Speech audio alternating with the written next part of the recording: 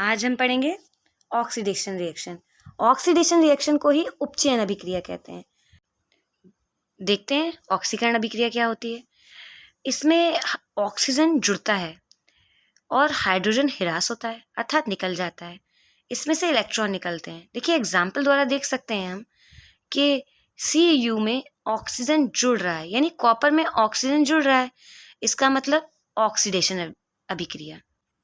अब आगे देखते हैं रिडक्शन, इसे हिंदी में कहते हैं अपचयन। ये बिल्कुल ऑक्सीडेशन की बिल्कुल अपोजिट है। उसमें ऑक्सीजन जुड़ रहा था, इसमें देखो ऑक्सीजन की कमी हो रही है। उसमें हाइड्रोजन निकल रहा था, इसमें हाइड्रोजन जुड़ रहा है। उसमें इलेक्ट्रॉन निकल रहे थे, इसमें इलेक्ट्रॉन प्राप्त हो रहे हैं। अर्थात ये दोनों एक दूसरे के अपोजिट है। एक याद कर लो, दूसरा उसका अपोजिट है।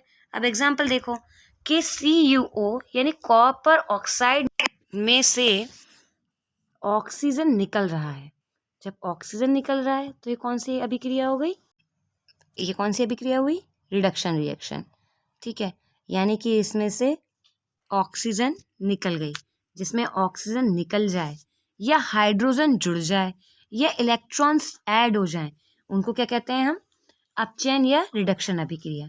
और ऑक्सीडेशन में क्या था? जस्ट इसका अपोजिट। ठीक है, एक अभिक्रिया याद कीजिए और दूसरी खुद ही उसका उल्टा मान लीजिए। ठीक, तो ऐसी अभिक्रियाएं जिनमें ऑक्सीजन निकल जाए, हाइड्रोजन ऐड हो जाए या इलेक्ट्रॉन ऐड हो जाए, तो ऐसी अभिक्रिया को हम क्या कहते हैं? Reduction reaction. कहते हैं रिडॉक्स रिएक्शन। अभी भी हमारी रिएक्शंस खत्म नहीं हुई हैं, एक और बची है रिडॉक्स अभिक्रिया। रिडॉक्स अभिक्रिया ऑक्सीकरण और अपचयन जिनमें दोनों प्रक्रियाएं जब साथ साथ होती हैं तो उसे हम क्या कहते हैं? Redox reaction. यानी कि देखिए लिखा भी है, ऐसी अभिक्रियाएं जिनमें ऑक्सीकरण तथा अपचयन दोनों प्रक्रियाएं साथ साथ एक ही समय पर घटित होती हैं, उन्हें हम क्या कहते हैं? उपचयन अपचयन अभिक्रिया या रिडॉक्स अभिक्रिया। अर्थात इसको हम उपचयन अपचयन अभिक्रिया भी कह सकते हैं और रिडॉक्स अभिक्रिया भी कह सकते हैं। ठीक है, इसका एग्जाम्पल समझते हैं। ये एग्जाम्पल हम पहले भी देख चुके हैं। उसमें हमने बताया था कि ये जो CuO का ऑक्सीजन हाइड्रोजन जुड़ गया, ऑक्सीजन कैसे जुड़ा? हाइड्रोजन से जुड़ गया, यानी कॉपर ने ऑक्सीजन को छोड़ा, रिलीज कर दिया। तो ये कौन सी अभिक्रिया हुई थी? अपचयन अभिक्रिया हुई थी, यानी रिडॉक्स रिएक्शन हुई थी।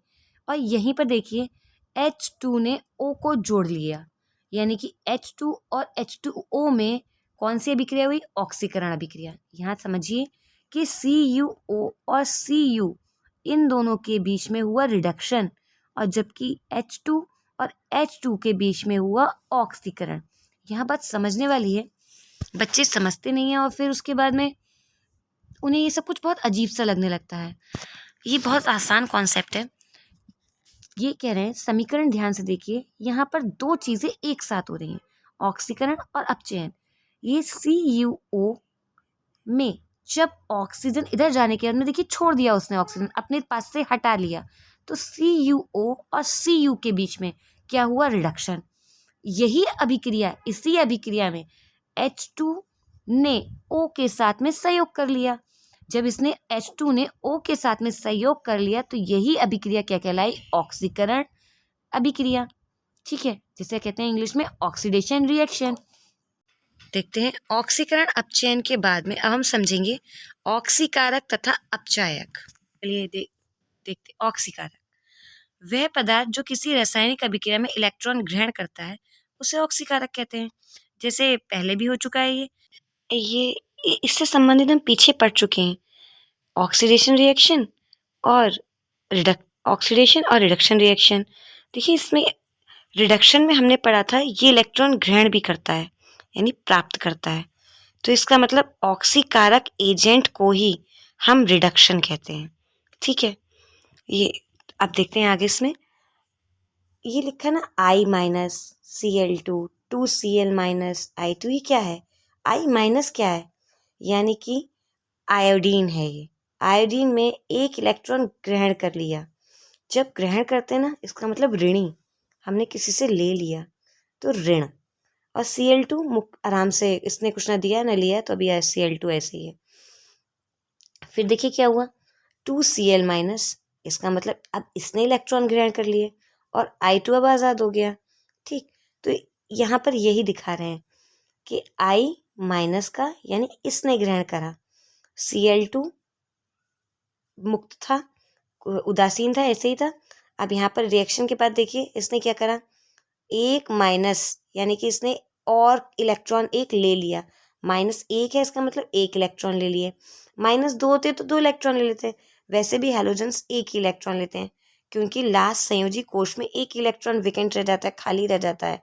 ठीक, और फिर देखिए आयोडीन माइनस का था, आयोडीन क्या हो गया, मुक्त हो गया आराम से, इजी, जिस पे कोई आयन नहीं है। ये आयन कहलाते हैं, ऋणायन और धनायन। ऋणायन वो जो इलेक्ट्रॉन ग्रहण कर ले, यानी किसी से कुछ ले लें, यानी इलेक्ट्रॉन्स ले लें, और धनायन वो जो अपना कुछ दे दें।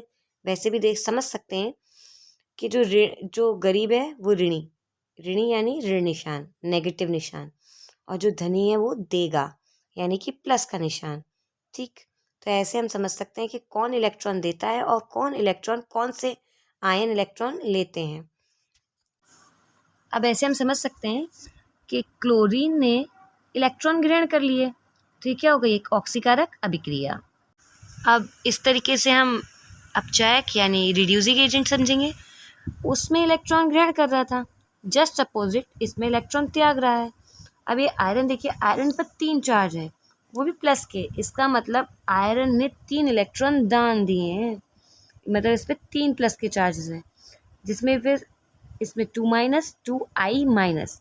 फिर एरो के बाद देखिए कि आयरन पर 2 इलेक्ट्रॉन्स रह गए और I2 माइनस का था, इसने एक यानी कि आयरन से ले लिया इलेक्ट्रॉन्स। ये जो तत्व होते हैं ना, ये इलेक्ट्रॉन्स होते हैं इनके अंदर, तो ये इलेक्ट्रॉन्स का आदान प्रदान करते हैं। जैसे अपने लोग पैसों का आदान प्रदान करके चीज़ें नहीं ले लेते हैं, वैसे ही ये अपनी कक्षाओं को बैलेंस करने के लिए आस पास के तत्वों से इलेक्ट्रॉन लेकर अपने आप को स्थायी प्रदान करते हैं, मतलब अपने आप को स्टेबल बनाते हैं, संतुष्ट करते हैं। तो देखिए 3 प्लस के आयरन थे, यहाँ देखिए अभिक्रिया के बाद यहाँ 2 प्लस के आयन रह गए, और यहाँ 2 आयन 2I माइनस का था, और बाद में देखो क्या हो गया, I2 हो गया, यानी कि आयरन ने अपना एक इलेक्ट्रॉन लूज कर दिया, यानी दे दिया। किसे दिया, आयोडीन को। ठीक, तभी ये क्या हो गया, I2, एक इसने ले लिया प्लस का, तो प्लस माइनस स्टेबल हो गया, तो ये क्या बन गया, I2। अगर मेरी वीडियो पसंद आई है तो कृपया लाइक करें, शेयर करें और सब्सक्राइब करें। धन्यवाद।